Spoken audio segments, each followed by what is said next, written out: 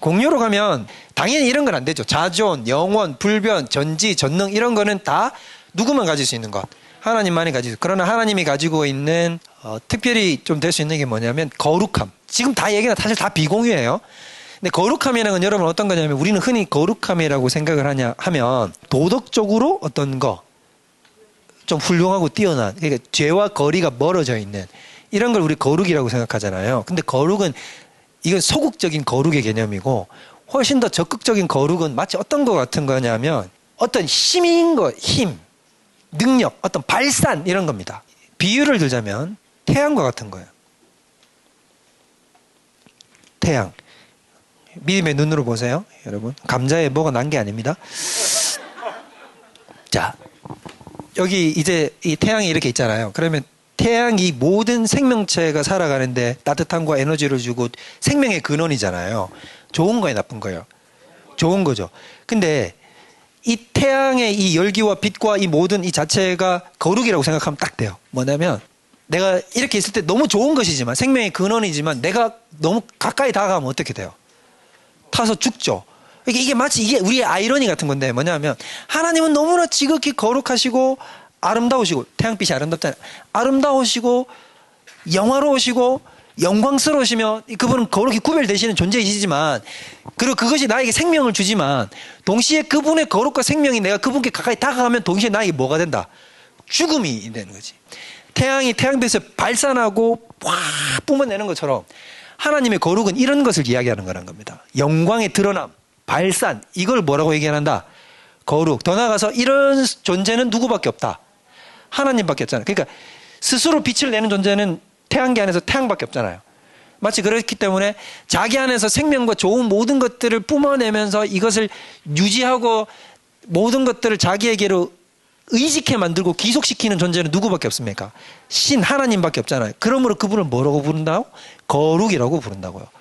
그러니까 그 거룩의 속성 중에 하나가 당연히 죄악이 없고 구별되는 지점이지. 그러나 그것만을 의미하는 것이 아니다라고 얘기하는 겁니다. 그래서 거룩을 굳이 공유에다 갖다 붙이는 이유는 뭐냐면 인간이 다른 피조물들과 또 구별되거든요. 그죠? 구별되고 또 인간이 죄로 에서 이탈되고 그 다음에 내가 하나님을 더욱더 닮아가게 되면은 나타나는 현상이 뭐냐면 그 사람에게 거룩성이 드러납니다. 거룩성이 드러나죠. 그 대표적인 게 바로 누구냐면 모세. 그래서 여러분 모세가 하나님하고 40일 동안 같이 시내산 꼭대기 있으니까 내려오니까 어떻게 돼요? 얼굴에서 빛이 나잖아요. 이걸 거룩이라고요. 단순히 그냥 죄를 안 지었다 이런 게 아니잖아요. 모세에게 뭔가 범접할 수 없는 뭐가 나오죠? 아우라가 나오잖아. 이거. 오, 이 아우라가 빡 나오잖아. 이게 바로 뭐냐면 이게 거룩이라고. 그래서 여러분 실제로 교회사에도 보면 이런 사람들이 꽤 있습니다. 열심히 기도하고 하나님께 가까이 다가갔던 사람들에게는 이 거룩의 아우라가 나타났던 사람들이 꽤 있어요. 그리고 여러분 이 자리에 만약에 성령님이 가득히 임재해 계시잖아요. 그럼 믿지 않는 사람이 이 공간을 들어오면 하나님의 임재를 느낄까요? 안 느낄까요?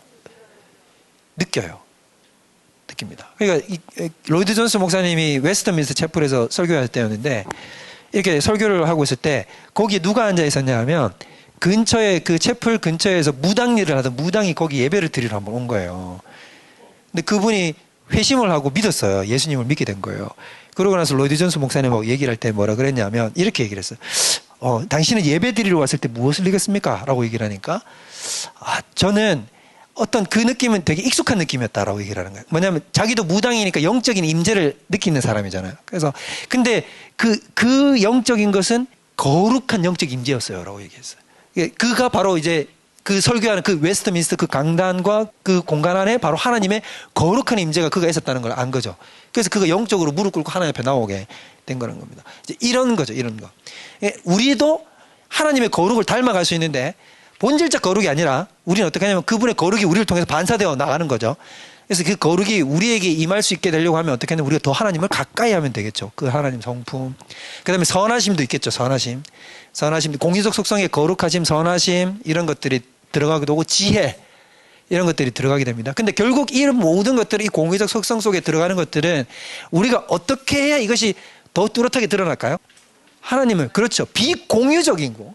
누구도 이것을 쫓아갈 수 없고 따라갈 수 없는 이 공의적 절대적인 구별되는 이분을 가까이 하면 인간에게 허락된 게 뭐냐면 그분을 닮아갈 수 있다는 겁니다. 닮아갈 수 있다는 거죠. 같아지지 않을 수 없고 본질적으로 같아질 수는 없지만 어떻게 할 수 있다? 그분과 닮아갈 수 있다는 거죠. 이게 인간에게 가져온 놀라운 특권이라는 거야.